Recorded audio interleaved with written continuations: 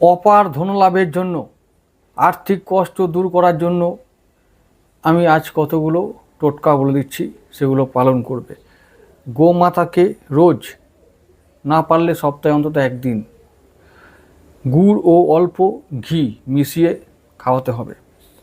গৃহে, ঘরের মধ্যে লাল মুখের হাত জোড়া করা বাঁদরের মূর্তি এনে পশ্চিমের দিকে মুখ করে ওকে রাখতে হবে। এটা একটা বড় টোটকা। বৃহস্পতিবার সকালে স্নানের পরে পুজো গৃহে মাতা লক্ষ্মী দেবীর পুজো সম্পন্ন করে একটি শাঁখের উপরে হলুদ বা কুমকুম মাখিয়ে হলুদ কাপড়ে মুড়ে টাকা রাখার জায়গায় রেখে দিন। এটা 3 নম্বর। 4 নম্বর হচ্ছে একটি রুটির 4 খণ্ড করে একটি গরুকে, আর একটি কাককে, আর একটি কুকুরকে ও সর্বশেষ শেষ টুকরোটা 4 রাস্তার মোড়ে চারদিকে ছড়িয়ে